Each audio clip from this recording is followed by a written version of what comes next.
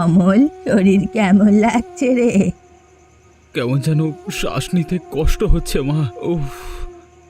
কতবার বলেছি মাঠে বেশি হাঁটাহাঁটি করিস না, তুই একেবারে শুকিয়ে কাঠ হয়ে গেছিস, কিন্তু তুই আমার কথা কিছুতেই শুনিস না। এখন তোকে নিয়ে আমি কি করব বল দেখি? আমি তো চেষ্টা করি সবসময় সুস্থ থাকবার, কিন্তু আমার শরীর সাথ দেয় না, তো আমি কি করব?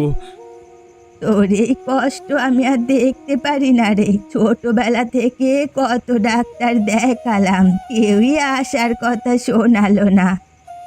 হয়তো ডাক্তারেরা ঠিকই বলেছে, আমি বোধহয় জন্ম থেকেই দুর্বল। আমি শুধু শুধু এখানে থেকে তোমাকে কষ্ট দিচ্ছি, তাছাড়া আর কিছুই নয়। না রে বাবা, আমি মানতে পারবো না। তুই যদি সারা জীবন রোগা হয়েই থাকিস, আমার বুকটা ফেটে যাবে। আর কতদিন আমি বাঁচবো বল? আমি যদি মরে যাই তাহলে তোকে কে দেখবে বল দেখি? ভাগ্যটাই খারাপ মা।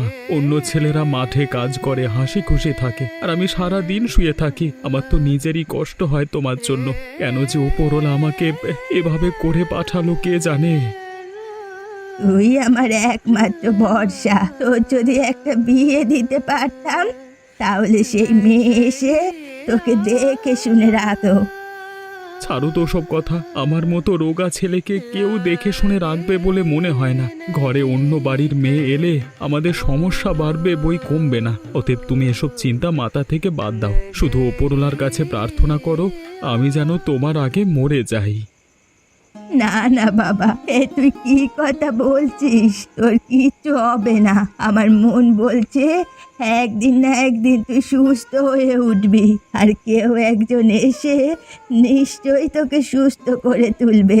আমার বিশ্বাস কোনোদিন মিথ্যে হয় না, তুই দেখে নিস।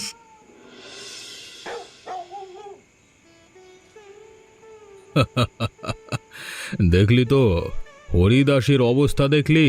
পয়সা নেই, ছেলে রোগা, সংসার ভাঙা চোরা, ব্যাটাকে আচ্ছা জব্দ করে রাখতে পেরেছি। কি বলিস ডাক্তার?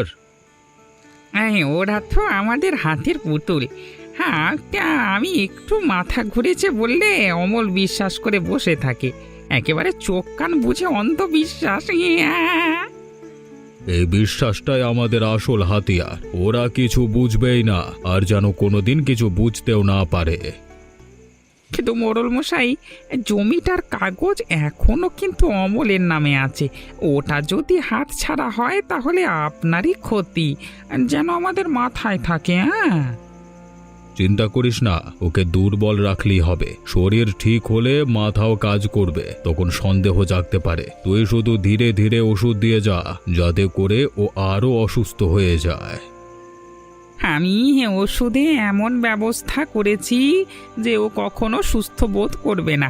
মাঝে মাঝে বুকে চাপ, মাথা ঘোরা এগুলো চালিয়ে গেলেই চলবে। ভালো বলেছিস। বুড়িটা ভাবুক, ছেলে মরতে বসেছে, তখন জমি বাঁচানোর কথা মনে থাকবে নাকি? হ্যাঁ, ঠিক বলেছেন। যতদিন না কাগজপত্র আমাদের হাতে আসে ততদিন ছেলেটা রোগা হিসেবেই থাকবে। মনে রাখিস, কাজটা ফাঁস হলে কিন্তু তোর গ্রামের ডাক্তারি আর মান সম্মান দুটোই যাবে, একটাও আর আস্ত থাকবে না।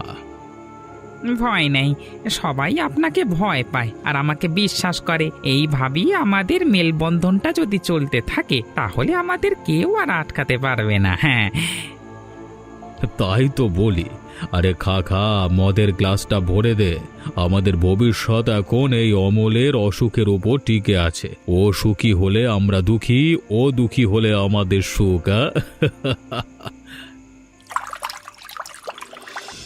বাপরে বাপ, এত ঝড় বৃষ্টির মধ্যে কেন যে বের হতে গেলাম কে জানে। এক্ষুনি মা আমাকে বলবে এই রোগা শরীর নিয়ে। আরে আমাকে বাঁচান! কে কোথায় আছেন? আমাকে বাঁচান! আমি এই দুর্যোগের মধ্যে পড়ে গেছি।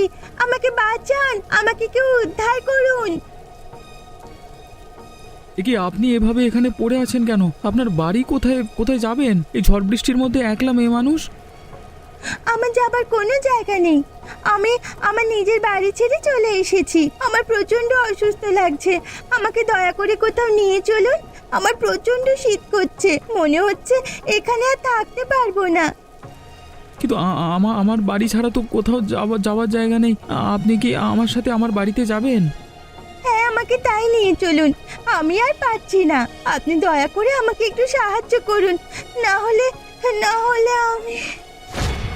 আরে কি, ইনি তো অজ্ঞান হয়ে গেলেন। এখন কি হবে আমার এই শরীরে? আমি ওকে কিভাবে বাড়িতে নিয়ে যাব? না না, তাতে ওনাকে এই বিপদের মধ্যে ফেলে রেখে দিয়ে যাওয়া যায় না। আমার শরীর যতই অসুস্থ হোক না কেন, আমাকে ওনাকে বিপদের হাত থেকে রক্ষা করতেই হবে। হ্যাঁ।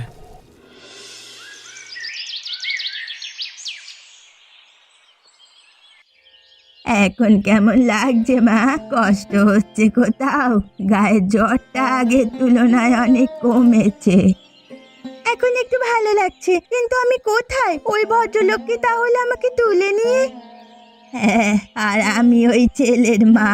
সারা রাত তুমি প্রচন্ড জ্বরের মধ্যে ছিলে, তোমাকে ভালো দেখে আমার খুব ভালো লাগছে।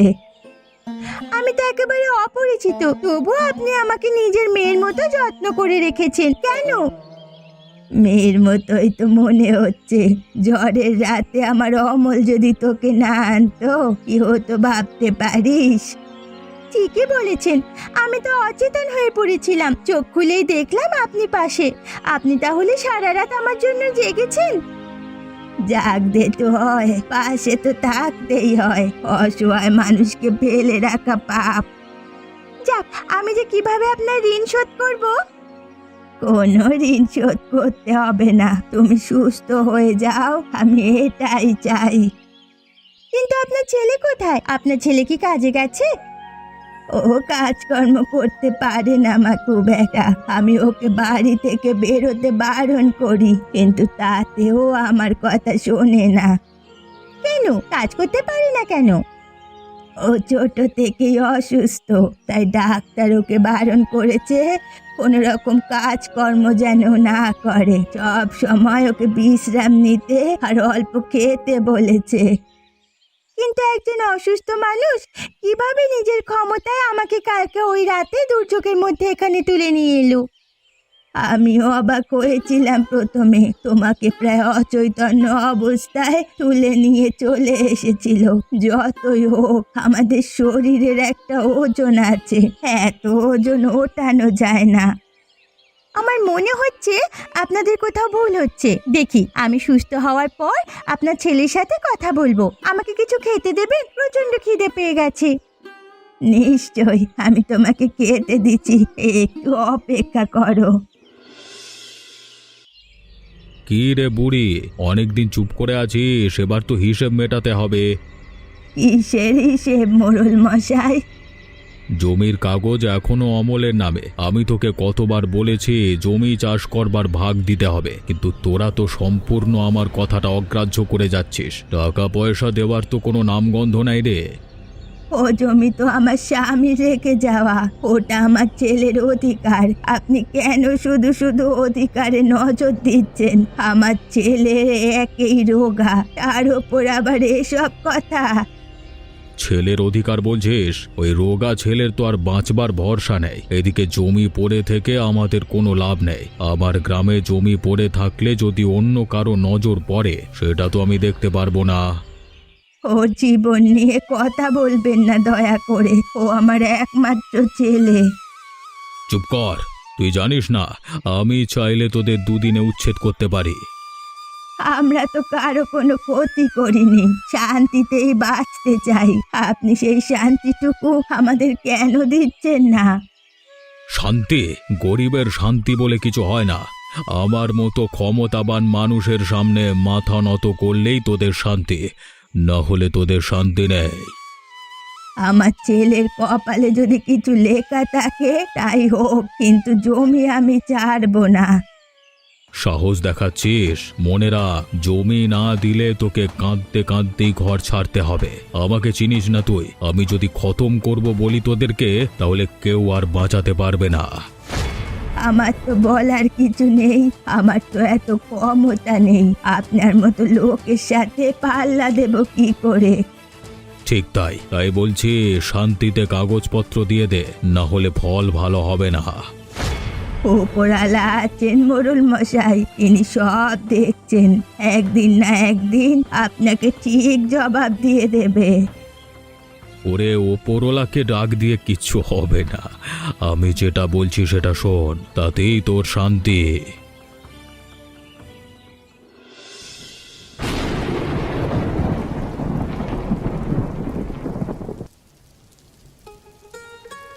কাকিমা, একটা কথা জিজ্ঞাসা করি?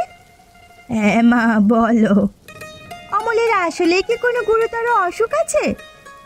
কি যে বলিস, ছোট থেকে তো ওই রোগা চিমচিমে শরীর নিয়ে বেঁচে আছে। কিন্তু আমি তো ওকে বেশ স্বাভাবিক দেখেছি। ও শুধু ভয় আর চিন্তায় থাকে, তাছাড়া তো ওর শরীরে কোনো রোগ আমি দেখতে পেলাম না। ডাক্তার তো বারবার বলেছে শরীরে রক্ত কম, বুক দুর্বল, ওষুধ খাওয়াই তবু সুস্থ হয় না। ডাক্তার একাই দেখেন? অন্য কোনো বড় ডাক্তার দেখানো হয়নি? গ্রামের বাইরে তো যাওয়ার সামর্থ্য নেই মা, এই ডাক্তারই ভরসা।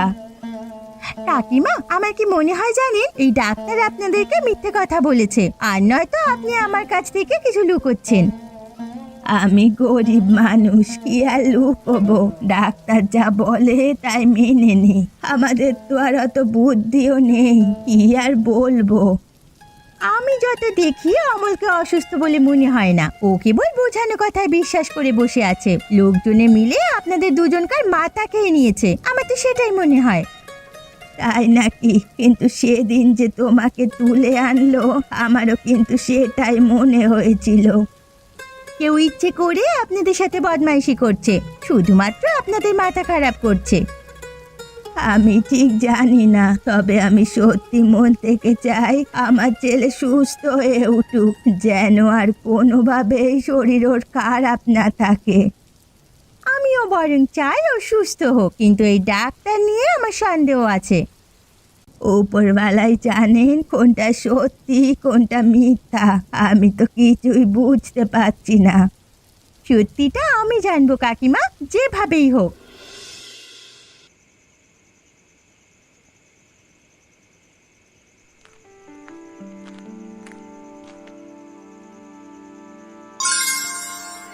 মানে আমাকে কি করতে হবে? এই এতগুলো টাকা কিসের জন্য আমাকে দিচ্ছ? আমিও গ্রামের বাইরের লোক, একটুখানি গোপন কথা ছিল। গোপন কথা? কিসের? অমল নামের এক ছেলেকে আপনি চিকিৎসা করেন, তাই তো?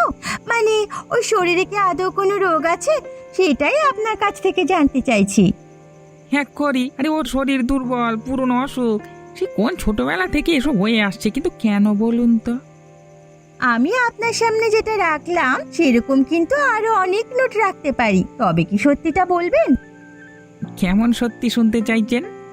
সত্যিটা এই, অমলের আসলে কোনো অসুখ আছে কিনা, নাকি শুধু নামেই? তুমি কে? এইসব কেন জিজ্ঞেস করছো? হ্যাঁ, আমি ওর আত্মীয় ভেবে নিন। এখন বলুন, এই নিন টাকা। তাহলে শোনো, অমলের শরীরে কোনো রোগ নেই, সব মিথ্যে। কি বলছেন? এতদিনের ভয় কান্না সবই ধোঁকা?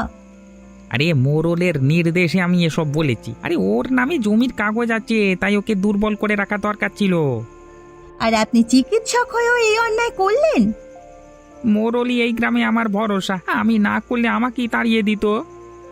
আপনার লজ্জা হওয়া উচিত। আমি টাকার জন্য করেছি মানছি, কিন্তু এখন যা জানলেন কাউকে বলবেন নিকো। বলবই, অমলকে বাঁচাতে হলে সত্যিটা ফাঁস করতেই হবে। ওর মতো ভালো ছেলেকে আপনারা বিষাক্ত করতে চেয়েছেন, এটাই আপনাদের ভুল। সুচিত্রা, তুমি এভাবে চুপ করে তাকিয়ে আছো কেন? তোমার কি আবার শরীর খারাপ হয়েছে? কিছু না, তোমার কথাই ভাবছিলাম। আমার কথা? আমি তো তেমন কিছুই নই। গ্রামের সবাই আমাকে দুধ ছাই করে, আর তুমি আমার কথা ভাবছিলে কেন বলো তো? তুমি নিজেকে এত তুচ্ছ ভাবো কেন? আমার তো সেটাই মাথায় ঢোকে না। ছোট থেকে সবাই বলছে আমি দুর্বল, অসুস্থ, কাজের যোগ্য নই, তাই তাই বিশ্বাস করে নিয়েছি আমি। যদি বলি তুমি আসলে অসুস্থ নও? কি এ আবার কেমন কথা? তুমি কি আমার সাথে ইয়ার্কি করছো? আমার এসব বিষয় নিয়ে ইয়ার্কি একদম ভালো লাগে না। যদি সবটাই সাজানো হয় তোমাকে ভয় দেখানোর জন্য? অসম্ভব, ডাক্তার নিজে বলেছেন আমার শরীর ভালো নয়। ডাক্তারও মানুষ, ভুল করতেই পারে, আবার ইচ্ছে করেও মিথ্যে বলতে পারে। কিন্তু কেন করবে? আমি তো কারোর ক্ষতি করি না। এখন বড় হয়েছি, এখনকার কথা বাদ দাও। আমি তো ছোট থেকেই ডাক্তারের কথা শুনে মানুষ কখনো জমি সম্পত্তি পেতে অন্যের জীবন নিয়ে খেলতে পারে, সেই ধারণা কি তোমার আছে?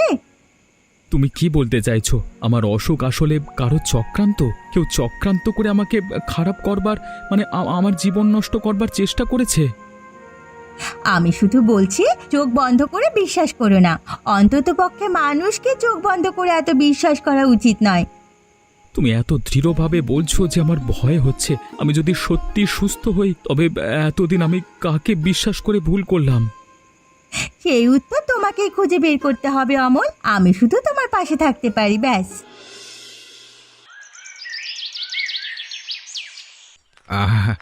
সারাটা দিন হাঁটতে হাঁটতে ক্লান্ত হয়ে পড়লাম। মেয়েটাকে কোথাও খুঁজে পেলাম না। যাই যাই যাই, এই বাড়িটা গিয়ে এক গ্লাস জল চাই।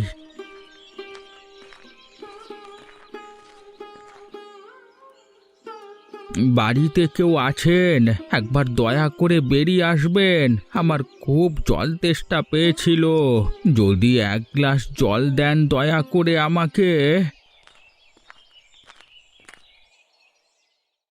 হে কি মা সুচিত্রা, তুমি এখানে? তোমাকে কতদিন ধরে খুঁজছি। চলো চলো, বাড়ি ফিরে চলো। আমি যে এইভাবে তোমাকে এখানে দেখতে পাবো কল্পনাই করতে পারিনি। ওপরওয়ালা নিশ্চয়ই আমার কথা শুনেছেন। এখন চলো মা, বাড়ি ফিরে চলো। বাবা, আমি আর ফিরতে চাই না। কি বলছো তুমি? তোমার মতো বড় ঘরের মেয়ে এইভাবে গরিব ঘরে থাকবে? আমি সেটা কিছুতেই মেনে নিতে পারছি না। এই গরিবের ঘরে আমি সত্যিকারের মানুষ চিনেছি। অতএব আমার শিক্ষা হয়েছে কারা আসলে ধনী, কারা গরিব।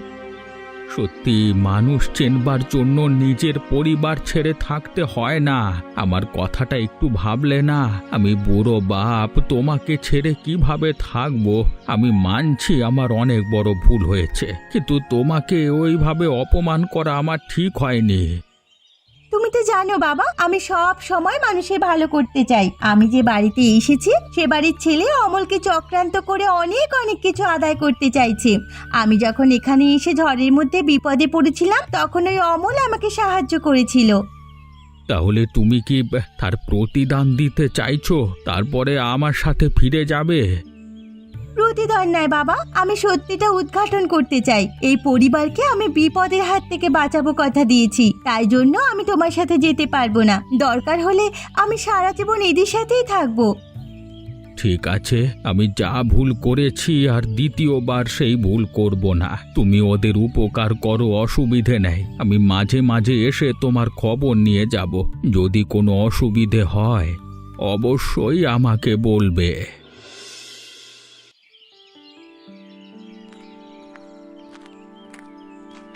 আয় মা আয়, তুই যে আবার বাড়ি ফিরে এসেছিস আমার দেখে খুব ভালো লাগছে। তুই ছাড়া এই বাড়ি একদম শূন্য। বাবা, আমি একটা কথা স্পষ্ট করে বলতে চাই, সে কারণেই আমি এখানে এসেছি। স্পষ্ট কথা? আবার কি কথা মা? আমার উপর রাগ করে থেকো না। আমি কি করেছি সেটা বলো। একবার যা ভুল করেছি সেই ভুলের ক্ষমা করে দাও। আমি ওই অমলকে বিয়ে করতে চাই। আমি সেই সিদ্ধান্ত তোমাকে জানাতে এসেছি। কি? একেবারে অসম্ভব। তুমি বড় ঘরের মেয়ে আর সে গরিব রোগা। এইভাবে কিভাবে তুমি হঠকারী সিদ্ধান্ত নিতে পারো? তুমি আমাকে বলেছিলে ওখানে থাকবে, আমি বারণ করিনি, কিন্তু সে রোগা নয় বাবা, তাকে ইচ্ছে করে অসুস্থ বানানো হয়েছে। কিন্তু আমাদের সমাজ, আত্মীয় স্বজন সবাই বিদ্রূপ করবে। তখন আমার মান সম্মান কোথায় যাবে? তুমি একবার ভেবে দেখেছো? আমার কথাকে খারাপভাবে নিও না, সব দিকটা একবার ভেবে দেখা দরকার।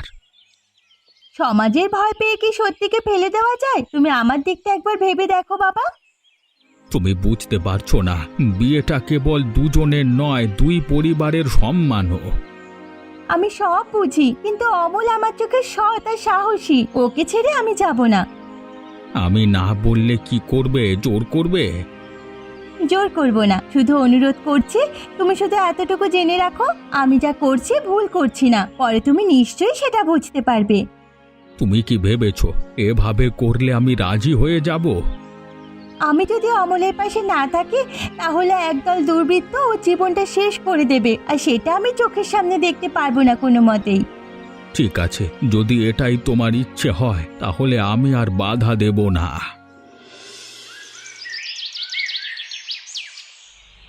ডাক্তার, আমি এসব কি শুনছি? সবকিছু শুনে আমার মাথা গরম হয়ে যাচ্ছে। আমার গ্রামে এসব হলো কেন? কি হয়েছে মোড়ল মশাই? ওরা বিয়ের কথা ভাবছে। অমল আর ওই সেই শহুরে মেয়েটা, এই রোগা ছেলেকে হঠাৎ করে বিয়ে করবার শখ জাগলো কেন একটা মেয়ের? এই রে, মোড়ল যদি জানতে পারে যে আমি মেয়েটাকে টাকার বিনিময়ে সব কিছু বলেছিলাম, তাহলে তো অসুবিধে হয়ে যাবে। তার চেয়ে ভালো একটু কান ভাঙিয়ে দিই। হ্যাঁ, কি হে ডাক্তার, কি এত ভাবছো? তুমি কি ভালো করে গ্রামের লোকের কান ভাঙাতে পারোনি নাকি? কিন্তু আমি তো আপনার কথা মতোই বলেছিলাম অমল অসুস্থ। তাহলেও এরকম ব্যাপার তো আমি সঠিক ঠিক বুঝতে পারছি না। আমার মনে হচ্ছে এই মেয়েটাকে ফাঁসিয়েছে ওই ছেলে। তাই যদি হয় তাহলে কি আমাদের ভাঙচি দেওয়া কর্তব্য নয়? তুমি কি বলো? আমি এখন কি করব সেটাই তো বুঝতে পারছি না। তুই ডাক্তার, তোর হাতে অনেক উপায় আছে। একটা কাজ কর, এমন ভয় দেখা বা এমন ওষুধ দে যাতে বিয়ের নামও মুখে না আনে। কিন্তু যদি ধরা পড়ে আমার মান সম্মান গেল। মান সম্মান সবই আমি সামলাবো, শুধু কাজটা ঠিক মতো কর। আমি তো গ্রামের মানুষ, বড় বিপদে পড়তে চাই না। তুই যদি পিছু হটিস, মনে রাখিস তোকে তোর চেয়ার থেকে সরাতে আমার একটুও সময় লাগবে না, আর তোকে তাড়াতেও এই গ্রাম থেকে এক বিন্দু ভাববো না আমি। দয়া করুন বাবু, আপনি যা বলবেন আমি তাই শুনবো। মোড়ল মশাই, আজ আমি সবার সামনে সত্যিটা বলবো। কি সত্যি? তুমি তো নতুন এসেছো, গ্রামের কিছু জানো না। আমি না জানলেও প্রমাণ আছে। এই কাগজে ডাক্তার নিজের হাতে লিখেছে অমলের কোনো অসুখ নেই। বাজে কথা, এসব ভুয়ো কাগজ। ভুয়ো? আপনি ধরা পড়ে গেছেন। আপনি কোনো মতে আর নিজের মিথ্যে লুকিয়ে রাখতে পারবেন না। তুমি বুঝতে পারছো না এসব দেখিয়ে কি হবে? তুমি কি আমাকে হুমকি দিতে এসেছো? হবে। এতদিন আপনি যে দরিদ্র মানুষদের জমি কেড়ে নিতে চাইছিলেন, আজ তারা জানবে আপনার আসল মুখ। আমি মোড়ল, সবাই আমার কথা মানে। আর তুমি কোথাকার মেয়ে, দুদিন গ্রামে এসে তুমি কি ভাবলে আমার বিরুদ্ধে সবাইকে দাঁড় করাবে? সেই ক্ষমতা তোমার নেই। তুমি কি ভাবছো মেয়ে মানুষ হয়ে আমাকে হারাতে পারবে? মেয়ে মানুষ বলেই অন্যায় মেনে নিতে পারি না। অমল আর তার মা যে কষ্ট পাচ্ছিল তার কারণ আপনি। সবাই শুনুন, এই মোড়ল নিজের স্বার্থ পূরণের জন্য অমল এবং তার মাকে অনেক আগে থেকে পরিকল্পনা করে জব্দ করে রেখেছিল। ডাক্তারকে দিয়ে মিথ্যে কথা বলিয়ে অমলকে অসুস্থ প্রমাণ করে মৃত্যুর মুখে ঠেলে দিতে চেয়েছিল। আপনি যদি এখনো নিজের দোষ স্বীকার না করেন তাহলে কিন্তু আমি আরো বড় সিদ্ধান্ত নিতে বাধ্য হব। আমার ভুল হয়ে গেছে, আমি মানছি আমি পরিকল্পনা করে এসব করেছিলাম, কিন্তু আমাকে এবারের মতো মাফ করে দাও। আমি আর কোনো দিন এমন কাজ করব না। 6 মাস আগে আমি ভেবেছিলাম আমার জীবন এখানেই থেমে যাবে। কোনোদিন ভাবতে পারিনি আমার ভাগ্য আজকে এই জায়গায় নিয়ে আসবে আমাকে টেনে। আজ তুমি আগের চেয়ে অনেক সুস্থ, অনেক শক্ত। তোমার চেহারা এখন অনেকটা ফিরে এসেছে। শুধুমাত্র ওরা তোমার মাথা ঘোরাতো বলে তুমি চিন্তায় চিন্তায় অসুস্থ বোধ করতে। তুমি না থাকলে আমি এখনো অন্ধকারেই থাকতাম গো। আমি থাকবো কেন? সত্যিটা লুকিয়ে থাকতো না, একদিন না একদিন বেরোতোই। সে আমি থাকতাম আর না থাকতাম, হয়তো অন্য কেউ থাকতো, অন্য কেউ তোমাকে এতটাই খেয়াল রাখতো। সাহসটা আমাকে তুমিই দিয়েছিলে। আমার মনে হয় না তুমি ছাড়া আমাকে এতটা কেউ রাখতো দেখে। যাক, তোমাকে হাসি খুশি দেখে আমার খুব ভালো লাগছে। আমার বাবা যে শেষ পর্যন্ত আমার কথা শুনেছে, এটাই অনেক। ও হ্যাঁ, তোমার নামে তো অনেক জমি ছিল গো। ধুর, আমার ওসব জমি জায়গার প্রয়োজন নেই। তুমি শুধু সারা জীবন পাশে থাকলেই হবে, বাকিটা তুমি দেখে নিও। আমি তোমার হাতে সবকিছু ছেড়ে দিলাম। তাহলে রান্না বান্নাটা তুমি করো, আমি সারাদিন জমি জায়গা দেখাশোনা করি, কি? এমনি মজার মজার গল্প দেখতে আমাদের চ্যানেলটিকে সাবস্ক্রাইব করতে ভুলবেন না।